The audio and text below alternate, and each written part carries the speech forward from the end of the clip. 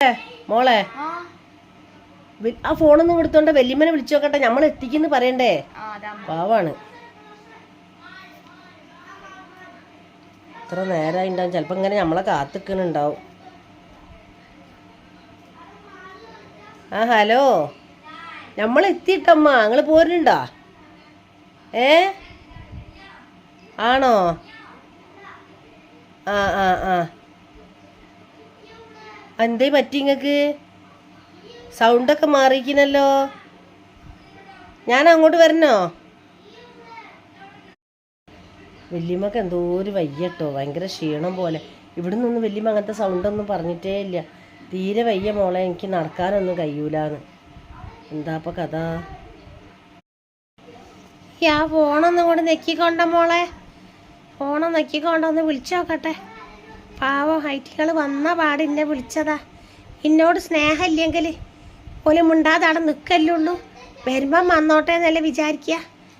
വന്ന പാടെന്നെ എന്നെ വിളിക്കുക. ഒന്നും കൂടെ കൊണ്ട ഫോണ് നെക്കിക്കണോ? ആ ഹലോ, എപ്പോഴേ മോളെ വന്നത് ഈ?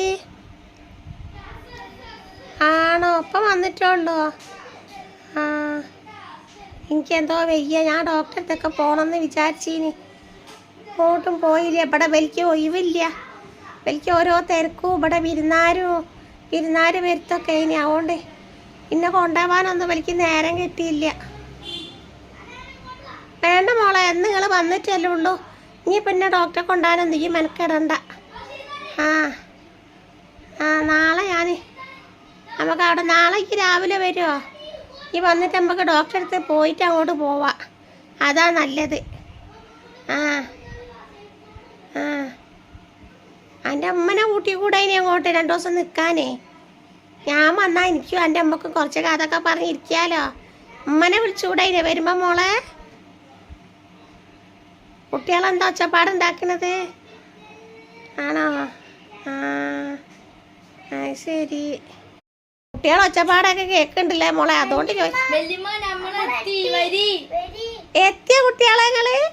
ഹലോ, കുട്ടികളെ എത്തിന്നൊക്കെ പറയുന്നുണ്ട് മക്കളെ, എന്നും പറയണ്ട. വല്യമ്മ അങ്ങോട്ട് വരൂട്ടോ, നാളെ വരുമോ? ആ കുർത്തക്കേടൊന്നും കളിക്കാനിട്ടോ മക്കളെ, അമ്മ ഇടങ്ങാറാക്കരുതിട്ടോ. ആ വല്യമ്മ നാളെ വരണ്ട്. ആ മക്കളോ, ആ എന്നാ വെച്ചാള് മോളെ, ബാക്കിയൊക്കെ വന്നിട്ട് പറയാ.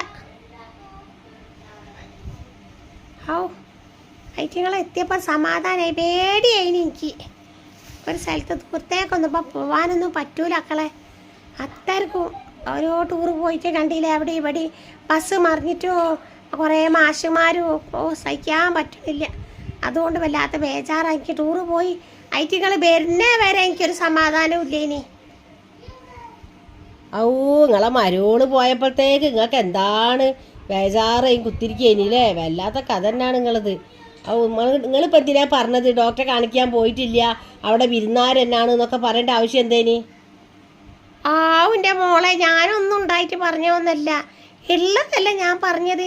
ഞാൻ എന്നോട് പറഞ്ഞില്ലേ, മെനിയാന്നേ പറയുന്നില്ലേ എനിക്ക് എന്തോ നെഞ്ഞി വേദന ഉണ്ട്, കാല് വേദന ഉണ്ട്, ഒന്ന് ഡോക്ടറെ അടുത്ത് പോകാമെന്ന്. മെനിയാന്ന് പറഞ്ഞ് ഇന്നലെ പോകാമെന്ന്, ഇന്നലെ പറഞ്ഞ് ഇന്ന് പോകാമെന്ന്, ഇന്ന് ഇനിയിപ്പോൾ പറഞ്ഞ് നാളെ പോകാമെന്ന്. പിന്നെ ഞാനുള്ളതല്ല പറഞ്ഞ, ഇല്ലാത്തൊന്നും ഞാൻ പറഞ്ഞില്ലല്ലോ. നിങ്ങൾക്ക് എന്താ അത്ര പറയുമ്പോഴത്തേക്ക് എത്ര തുളുമ്പിടേ? നിങ്ങൾ പെൺകുട്ടികളാണെങ്കിൽ എന്നെ കൊണ്ടുപോയി നടക്കാനും ആക്കാനും ഒക്കെ പെൺകുട്ടികളാണ് എല്ലാ പോലും തള്ളാരെ നോക്കൽ. നിങ്ങൾക്ക് അതിനും നേരമില്ല. നിങ്ങൾക്ക് നിങ്ങളെ ചുണ്ടുകൊപ്പിക്കിനെ വാങ്ങാനും സാധനം വാങ്ങാൻ പോകാനും മുടി എന്നാക്കാൻ പോകാനും ഇതിനൊക്കെയല്ലേ നിങ്ങൾക്ക് നേരമുള്ളൂ.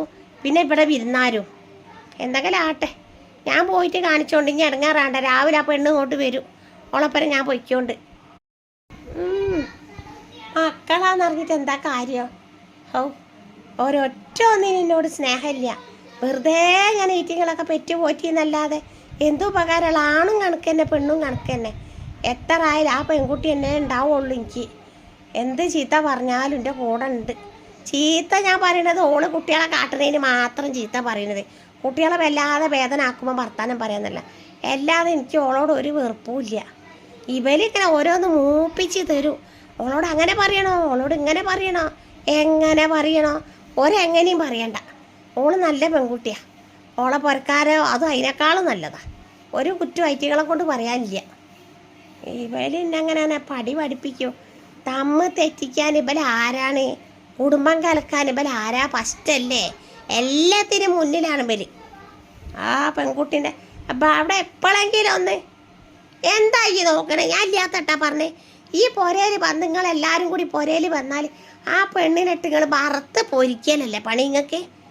നിങ്ങൾ ഇരുന്ന കട്ടുമലേക്കാണെങ്കിൽ നിങ്ങൾ ഇരിക്കുന്ന റൂമിലേക്ക് ചായയും പലഹാരവും ബിസ്ക്കറ്റും അതും ഇതും കൊണ്ടുവന്ന് അത് ആ കട്ടുമലും അവിടെയും കൂടിയും കുത്തിരിഞ്ഞ് തിന്നുള്ള എറുമ്പിനെ മുഴുവൻ ആ കട്ടുമലാക്കി പിന്നെ ആ പെൺകുട്ടി അത് അടിച്ച് വാരി തുടച്ച് വൃത്തിയാക്കണ്ടേ? എന്നിട്ട് കുറ്റം എന്താ പറയുക? ഇവിടെ മര്യാദയ്ക്ക് തുടക്കായിട്ടാ എറുമ്പ് വരുന്നത്. ഞാൻ മറന്നിട്ടൊന്നുമില്ല ഒന്നും.